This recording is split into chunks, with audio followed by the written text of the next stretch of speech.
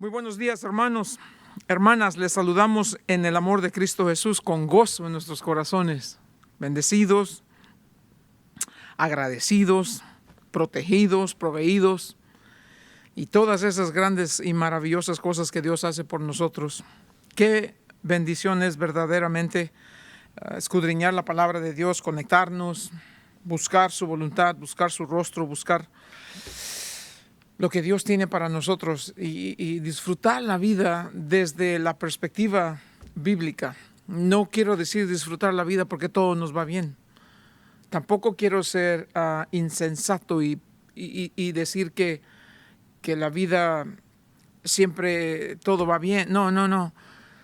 Pero independientemente de las circunstancias y situaciones difíciles que vivimos, la Biblia nos dice que esta vida aquí no es el todo. Estamos aquí temporalmente.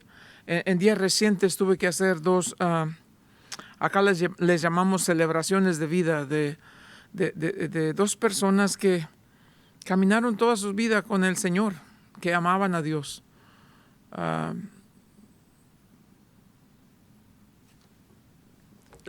El uno fue el sábado, el otro fue el lunes y estuve meditando acerca de lo que es la vida, la muerte y la transición y todas estas cosas desde la perspectiva bíblica y en todas estas cosas, en verdad que estudiando y escribiendo las notas ahí, paraba muy a menudo y decía: gracias a Dios, gracias Señor, gracias en verdad que nos das un entendimiento distinto de lo que es la vida, un entendimiento por supuesto que muy distinto de lo que es la muerte, de cómo el mundo la conoce, lo que la muerte significa para muchísima gente y lo que significa para nosotros. Y eso viene porque en esta relación que tenemos con Dios, en este caminar, en este diario vivir en la fe de Cristo Jesús, hemos aprendido, y no que ya lo sabemos en su totalidad, pero hemos aprendido y seguimos aprendiendo que somos bendecidos a más no poder explicar. Las bendiciones de Dios van allá más de nuestra capacidad de entender o de comprender los planes de Dios. Es muy importante para nosotros recordar lo bueno, lo misericordioso que ha sido Dios con nosotros. Y por eso les saludo, y en verdad con gozo, y me da tanta satisfacción y me bendice mucho en mi corazón de saber que allí donde ustedes están, y lo veo por los comentarios que nos ponen, y lo veo porque los mensajes que nos envían, de que allí van y los veo cuando ponen amén y gracias por la palabra. Eso no es el punto es de que la palabra de Dios sigue alimentando nuestras almas, de que sigue fortaleciendo nuestras vidas, de que sigue guiando nuestro caminar. Y por eso, pues como se podrán dar cuenta, no me es difícil emocionarme mucho acerca de estas cosas, ¿verdad? Por eso, pues le saludamos con ese gozo y le damos gracias a Dios por el privilegio que tenemos de conectarnos por este medio.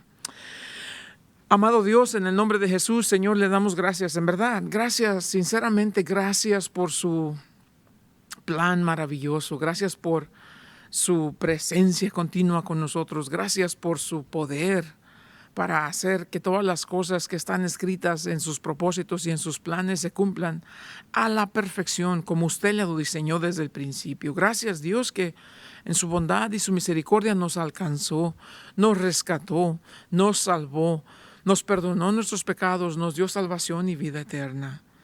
Y nos ha puesto a caminar en este mundo para que seamos testigos a un mundo que vive sin Dios, sin esperanza y sin fe. Que seamos testigos de que hay una vida mejor que lo que la gente conoce aquí y ahora.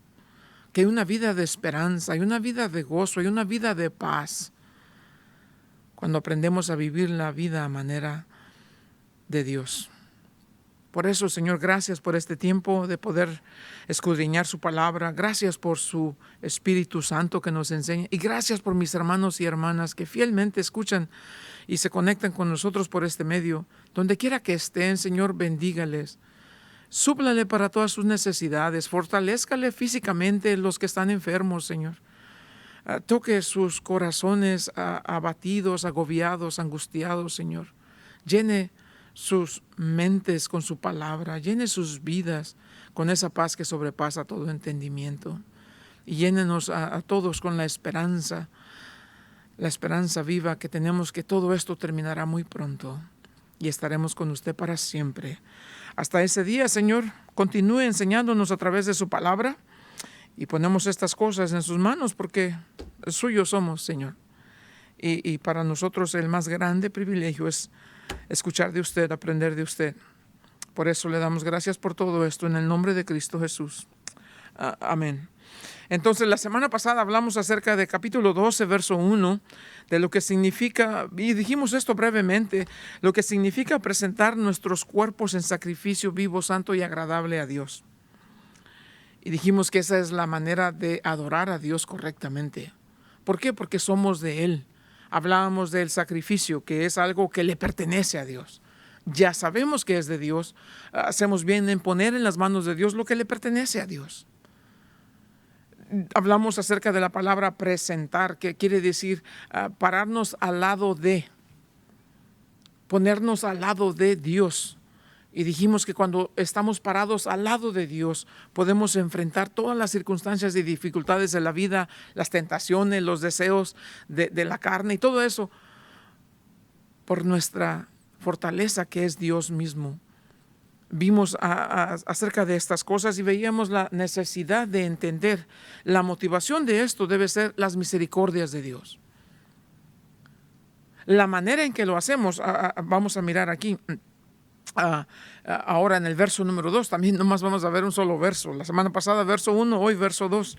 Y queremos ver esto. ¿Por qué? Porque el llamado de Dios es a vivir una vida entregada, una vida de devoción, una vida comprometida con Dios, una vida apasionada por Dios y su palabra.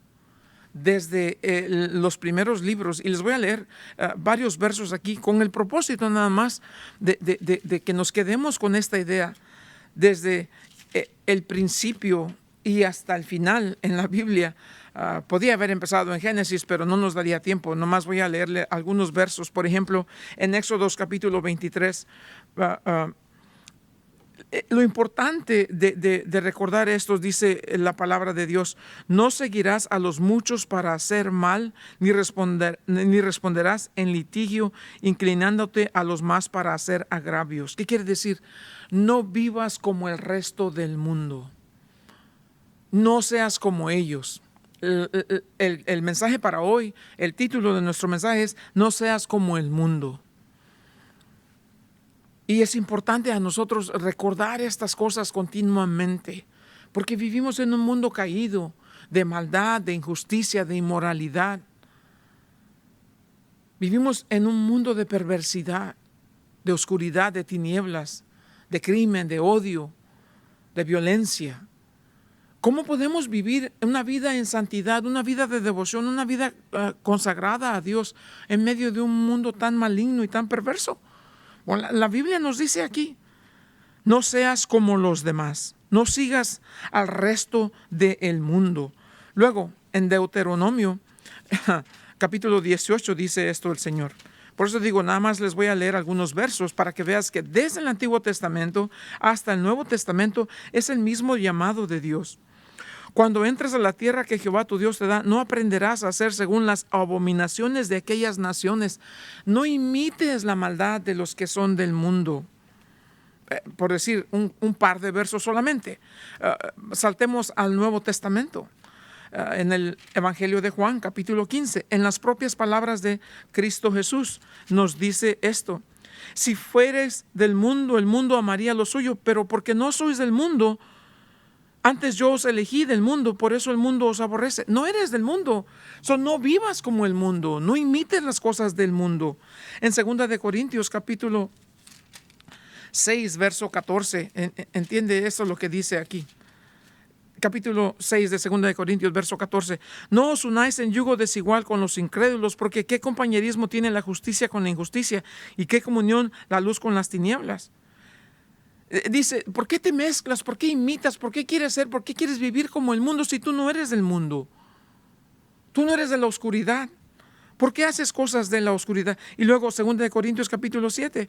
Así que, amados, pues dice, puesto que tenemos tales promesas, limpiémonos de toda la contaminación de carne y de espíritu, perfeccionando la santidad en el temor de Dios. Quiere decir, antes de imitar al mundo, de ser como el mundo, de vivir con el mundo, deberíamos buscar al Espíritu que nos lave de esta inmundicia, la palabra de Dios, que nos lave de esta inmundicia. La palabra de Dios que tiene el poder para hacernos más blancos que la nieve, lavados por la sangre de Cristo Jesús. En Efesios capítulo 4, verso 17, el mismo tema continúa. Y interesante lo que dice aquí. Esto pues digo y requiero en el Señor que ya no andéis como los otros gentiles que andan en la vanidad de su mente. No tienes por qué vivir como ellos. Santiago, que es un libro muy interesante, Santiago, que no se anda con rodeos y dice las cosas tal como debe ser, ¿no? Al grano, directo. Santiago dice esto en el verso 27 del capítulo 1. La religión pura y sin mácula delante de Dios el Padre es esta: visitar a los huérfanos y las viudas en sus tribulaciones y guardarse sin mancha del mundo. Capítulo 4, igual en el libro de Santiago, verso 4. Oh almas adúlteras, ¿no sabéis que la amistad del mundo es enemistad contra Dios? Cualquiera pues que quiere ser amigo del mundo se constituye enemigo de Dios.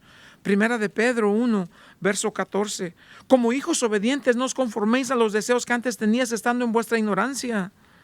Ya no puedes volver a ser como eras antes. Primera de Pedro 4, verso 2. No vivas el resto del tiempo en la carne, conforme a las concupiscencias de los hombres, sino conforme a la voluntad de Dios. Basta ya el tiempo pasado para haber hecho lo que agrada a los gentiles, en lascivias, en concupiscencias, en embriagueces, en orgías, en disipación y abominables idolatrías. Basta ya. Uy, cosa seria, ¿no? Y primera de Juan, verso 2. Primera de Juan capítulo 2, verso 15. Para que tengas una idea de lo que la Biblia dice acerca de esto. No ames al mundo ni las cosas que están en el mundo. Si alguno ama al mundo, el amor del Padre no está en él. Entonces, el llamado de Dios es: no seas como el mundo, no vivas como el mundo. Fuiste comprado con precio, no de plata, no de oro, ni de piedras preciosas, con precio de sangre preciosa de Cristo Jesús. ¿Y por qué la Biblia es tan tajante en estas advertencias? ¿Por qué el llamado es tan severo? ¿Por qué la exhortación tan profunda y tan fuerte a la vez? Porque si no, terminaríamos de esta manera. En Apocalipsis capítulo 13, verso número 8, dice que cuando venga el rapto de la iglesia, los creyentes en Cristo son llevados, los que quedan en este mundo son los que no conocen a Dios. Escucharon de Dios muchos, pero se van a quedar porque no caminaban con Dios, porque no creyeron verdaderamente por fe, porque decían, pero no creían. Y cuando eso venga, la mentira los va a envolver, los va a arropar de tal manera que ni siquiera van a poder entender lo que es mentira. Y ellos, dice, adoran a la bestia, la imagen de la bestia que se va a hacer. Y todos los moradores, dice, de la tierra cuyos nombres no estaban escritos en el libro de la vida, adorarán a la bestia. El anticristo. Entonces, para evitar ese tipo de trágico final, la Biblia nos llama: evita eso. Pero para evitar eso debemos adoptar esto. ¿Qué? Dice la Biblia: no os adaptéis a las formas de este mundo. El verso que les digo en Romanos capítulo 12, verso 2, no os conforméis a este siglo, sino transformaos por medio de la renovación de vuestro entendimiento, para que comprobéis cuál sea la voluntad de Dios agradable y perfecta. Ese verso en diferentes versiones dice esto: no os adaptéis a las formas de este mundo, no adoptes las costumbres de este mundo, no vivas según el modelo de este mundo, no imiten las conductas ni las costumbres de la gente de este mundo, no se amoldeen al mundo actual.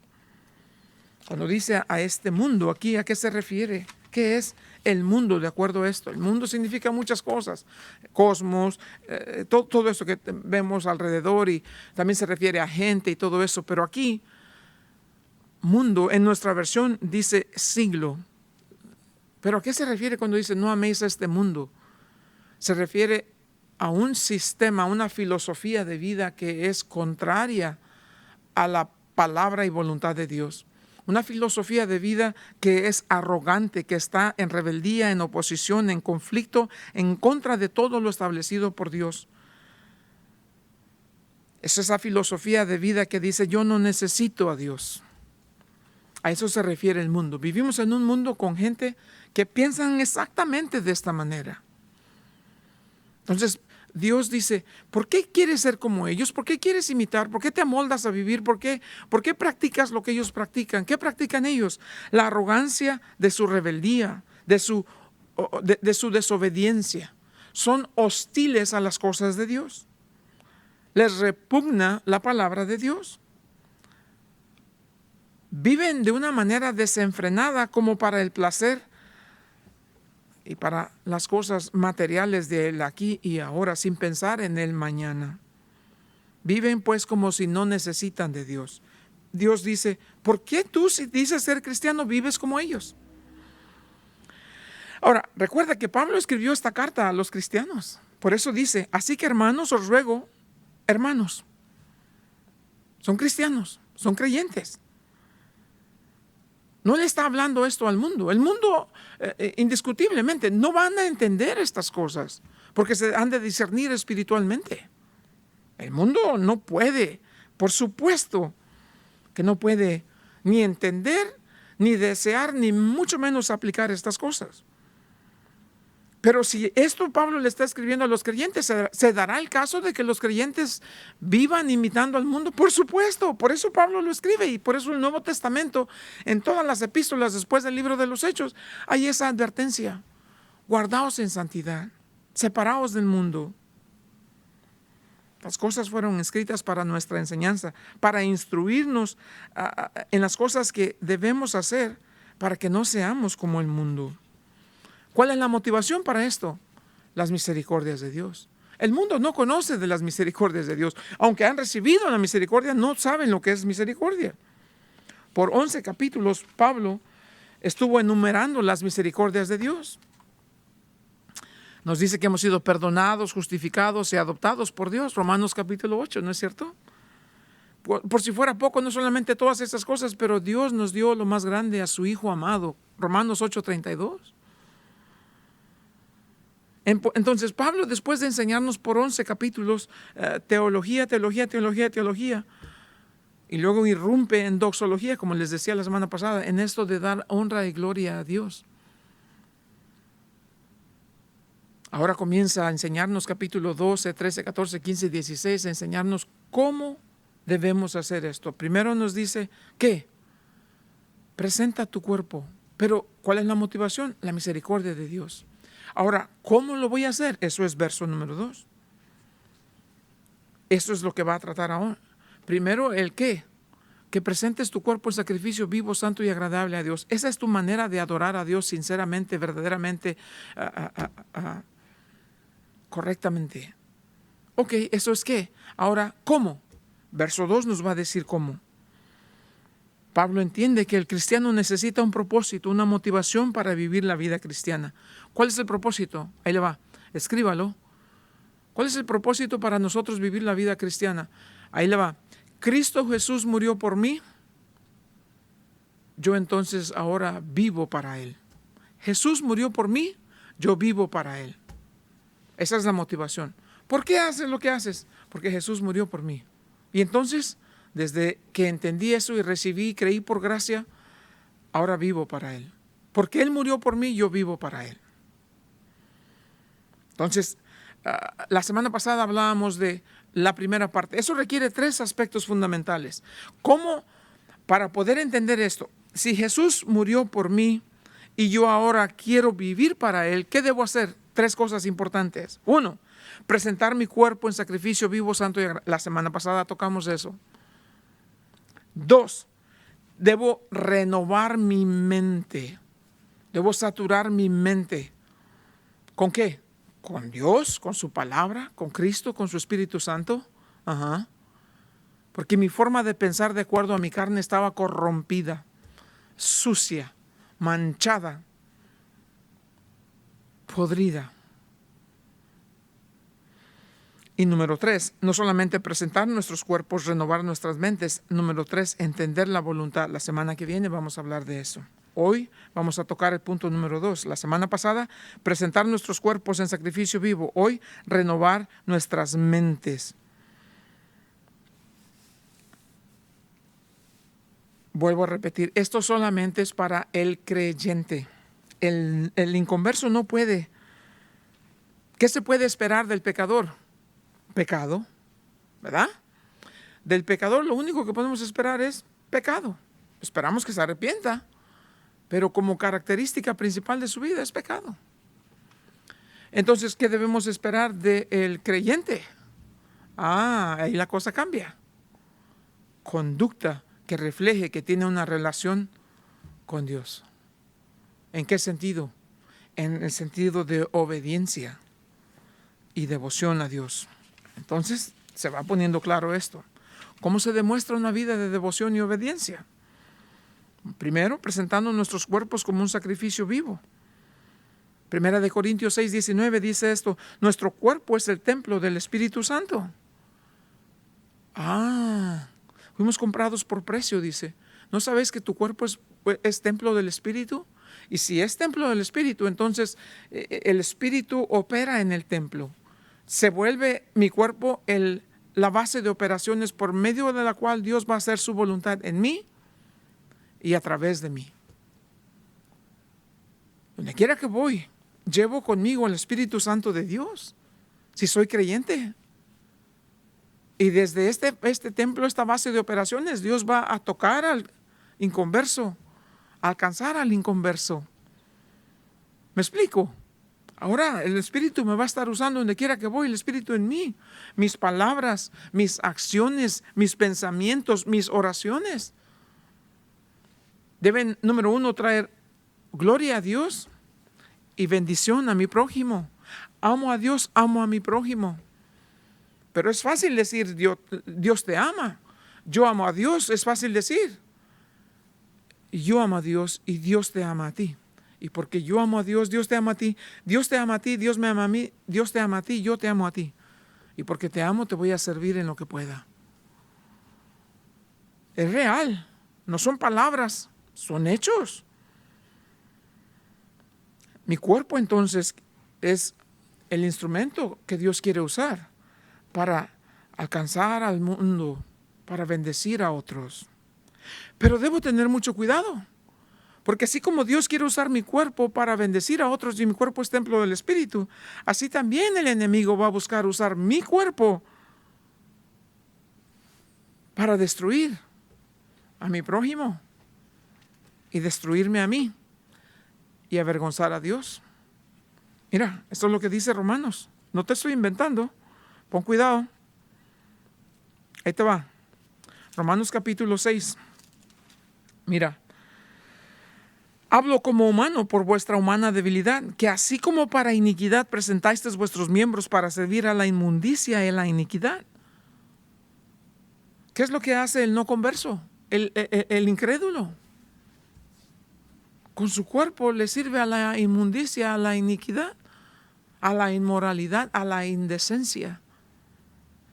¿No es cierto? No estoy inventando. El incrédulo, el arrogante, el que es hostil a las cosas de Dios, el que dice a mí no me importa, yo no quiero saber nada de eso, a mí déjeme vivir mi vida, pues no es tuya.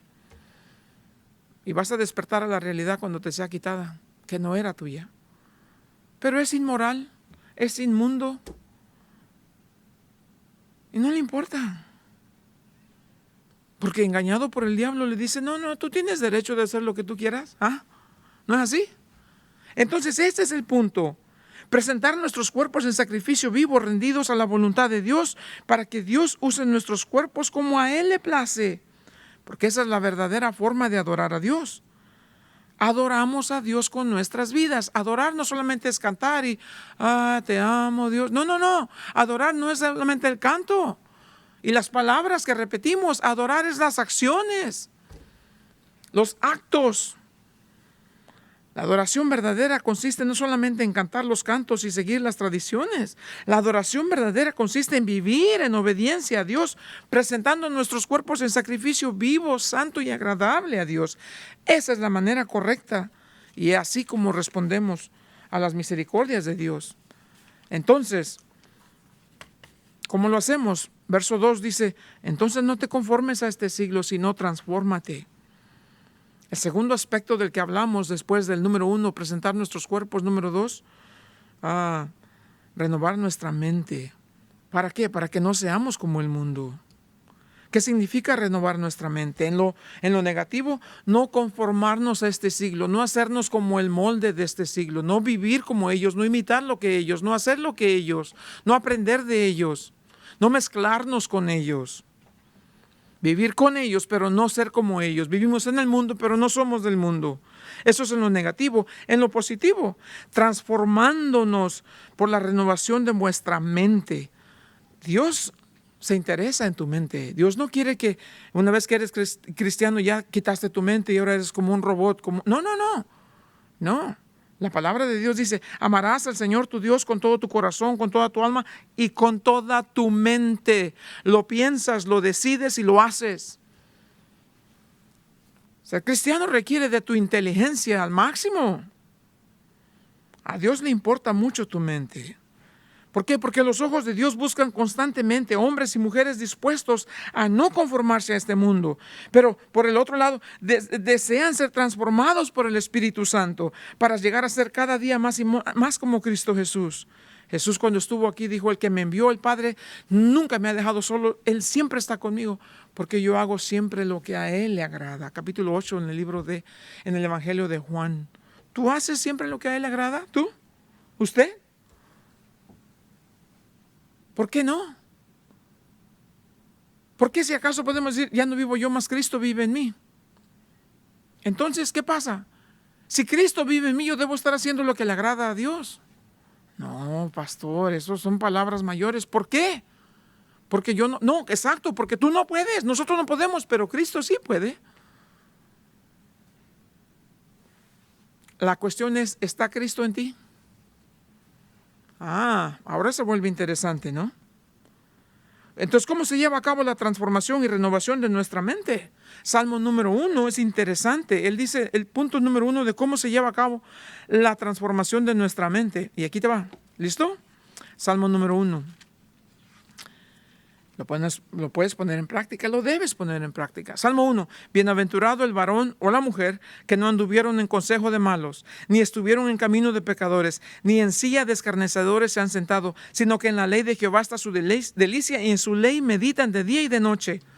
Así se comienza a renovar la mente, saturando tu mente con la palabra de Dios para que se sature tu corazón de la presencia de Dios.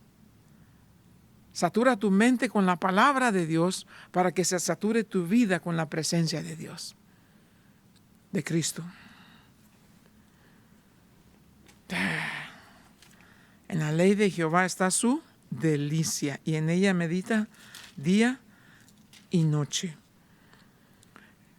2. ¿Cómo se lleva a cabo la transformación y renovación de nuestra mente? Salmo número 1 y segundo, primera de Pedro 2, 1 a 3. Desechando pues toda malicia, todo engaño, hipocresía, envidia y todas las distracciones o calumnias, desead como niños recién nacidos la leche espiritual no adulterada, para que por ella crezcáis para salvación. Medita en la palabra, desea la palabra. Dice, para que por ella crezcáis para salvación. Mira, después de que creces, esto es lo que va a pasar contigo. Pero debes crecer. Acerca de esto tenemos mucho que decir. Este es Hebreos capítulo 5. Y difícil de explicar, por cuanto os habéis hecho tardos para oír. ¿No crees? ¿No has crecido? Porque no has escuchado. No oyes, no pones atención. Porque debiendo ser ya maestros después de tanto tiempo, tenéis necesidad de que se os vuelva a enseñar cuáles son los primeros rudimentos de la palabra de Dios, y habéis llegado a ser tales que tenéis necesidad de leche y no de alimento sólido. Y todo aquel que participe de la leche es inexperto en la palabra de justicia, porque es niño. Pero el alimento sólido es para los que han alcanzado madurez, para los que por el uso tienen los sentidos ejercitados en el discernimiento del bien y del mal. ¿Cómo es el proceso? Meditar en la palabra de Dios día y noche. Desear la leche espiritual no adulterada. ¿Para qué? ¿Por qué quieres más leche espiritual? Porque quiero crecer. Y cuando creces, ya dejas de tomar leche y ahora consumes alimento sólido. Y ahora que eres adulto, ahora que has crecido, ya no eres un niño que se mete cualquier cosa en la boca. Ahora eres un maestro. Pero si ha pasado año tras año tras año y sigues metiendo cosas de cochinas en tu boca, recogiendo lo primero que encuentras y babeando y te tiras al suelo cuando no te va bien, y eres berrinchudo y eres terco, eres sucio, eres inmoral como todos los chiquillos, ¿qué pasó contigo? ¿Cómo es que no has crecido? Todavía andas en pañales, amigo.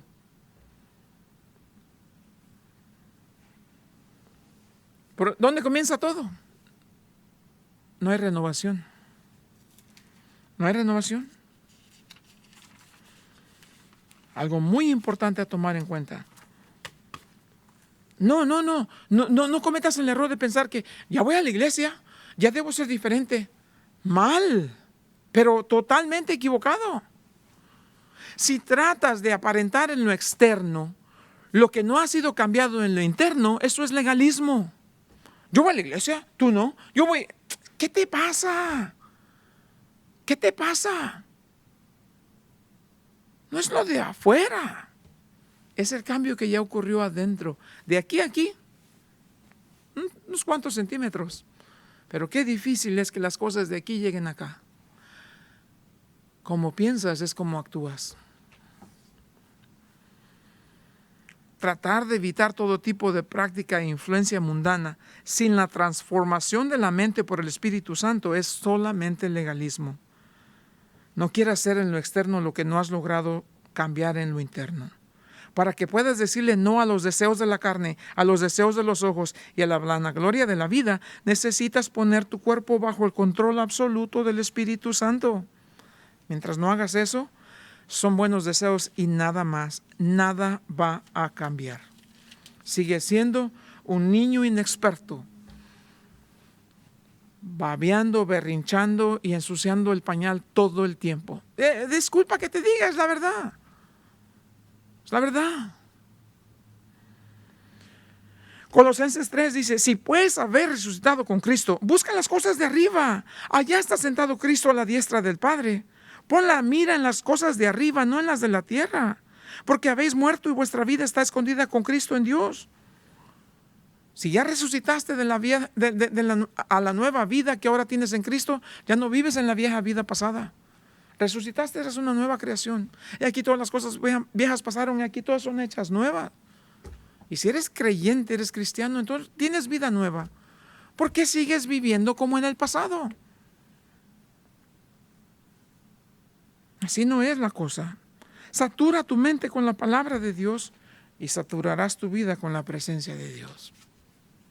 Así de sencillo, hermanos. Aquí viene la exhortación final. Y esta es por medio de una ilustración en el libro de Génesis. Te voy a contar la historia brevemente y después te voy a leer los versos. Este es el caso de dos hombres. El uno se llamaba Abraham y el otro se llamaba Lot. Abraham era el tío de Lot. Abraham salió obedeciendo parcialmente y después enteramente el llamado de Dios. Dios le dijo que iba a ser una nación grande y poderosa de él. Pero en su obediencia se llevó a su sobrino Lot. Lot era un personaje muy interesante. Llegaron a un tiempo donde tenían bastante. Abraham era un hombre rico. Siempre lo fue.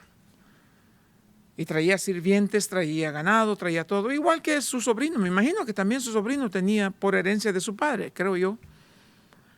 Entonces vivían en el mismo territorio y dice en la Biblia que llegó un tiempo en donde los ganados de Lot y los ganados de Abraham, que sean vacas y chivos y borregos, lo que haya sido, o una suma de todos ellos, no podían ya vivir en la misma región porque era muchísimo.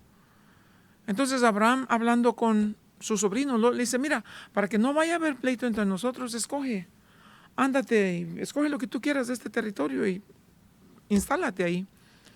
Y dice el capítulo 13, en el verso número 8 voy a comenzar a leer.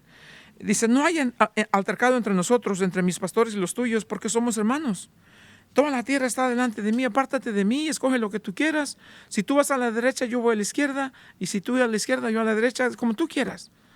Verso 10 dice: y alzó Lot sus ojos y vio toda la llanura del Jordán, que era ella de riego como del huerto de Jehová, como la tierra de Egipto en la dirección de Zoar, antes que destruyese Jehová a Sodoma y a Gomorra.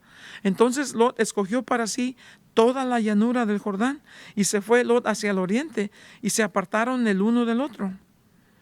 Abraham acampó en la tierra de Canaán, en tanto que Lot habitó en las ciudades de la llanura. Y mira esto, y fue poniendo sus tiendas hasta Sodoma.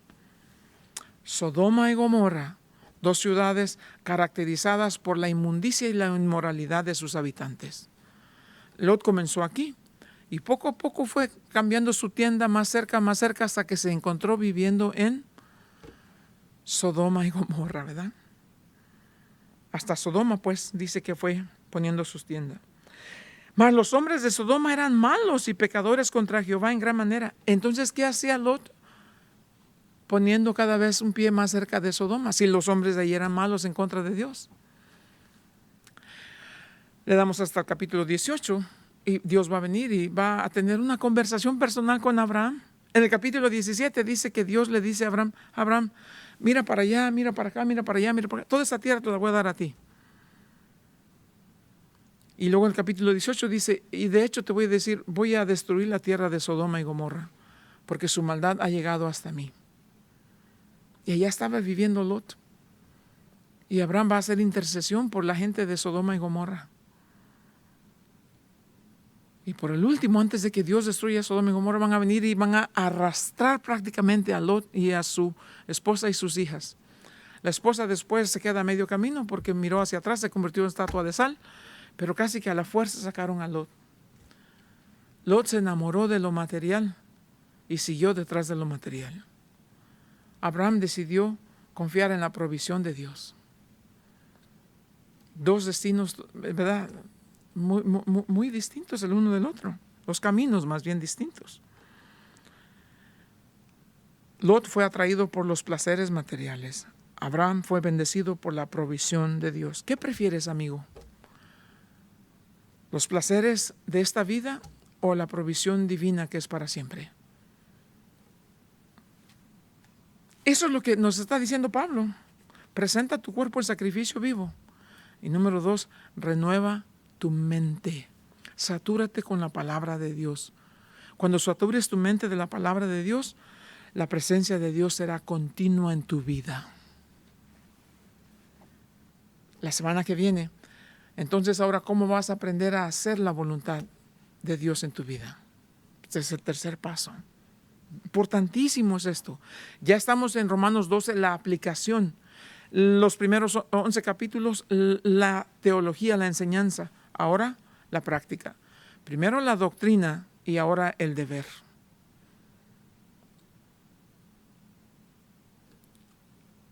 ¿Has decidido presentar tu cuerpo como un sacrificio vivo, santo y agradable a Dios? 2. ¿Estás prácticamente todos los días buscando saturar tu mente con la palabra de Dios? La voluntad de Dios es la palabra de Dios. La palabra de Dios te da la voluntad de Dios. La voluntad de Dios está en la palabra de Dios. La voluntad de Dios es la palabra de Dios. La palabra de Dios te lleva a la presencia de Dios. La presencia de Dios te guía a los propósitos de Dios. Los propósitos de Dios son el plan de Dios.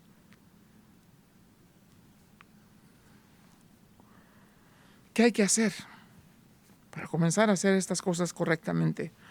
Te leo estas cosas del Salmo 139. Y espero estas cosas te animen, hermano, hermana. Espero se animen a ir delante de Dios. Pastor, yo he fallado en esto. No importa, hazlo ahora. La idea sea de que fueras a poner tu cuerpo en sacrificio vivo delante de Dios y decirle, ahí queda. Pero tampoco Dios no dice que está limitado una vez y ya perdiste tu oportunidad. Hazlo todo el tiempo que sea necesario, conforme entiendas. Tu vida verdaderamente no tiene sentido si no es en las manos de Dios. Tu mente puede estar saturada por la palabra de Dios o los placeres de este mundo. ¿Qué llena tu mente? El Salmo, en el 139, dice esto en los últimos versos. Examíname, oh Dios, y conoce mi corazón. Pruébame y conoce mis pensamientos, y ve si hay en mí camino de perversidad, y guíame en el camino eterno.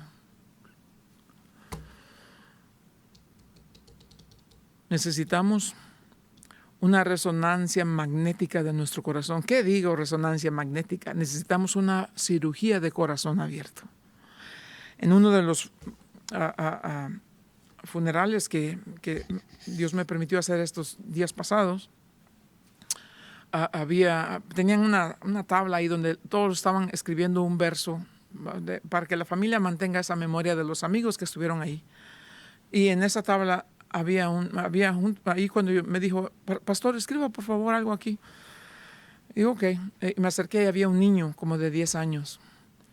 Y yo no sabía, él era el nieto de este hombre del que estábamos haciendo este servicio. Y escribió, abuelo, te voy a extrañar muchísimo. Muchas gracias porque me enseñaste tantas cosas de Dios. También le doy gracias a Dios porque ya no está sufriendo aquí. Abuelo, dile a Jesús que lo amo mucho.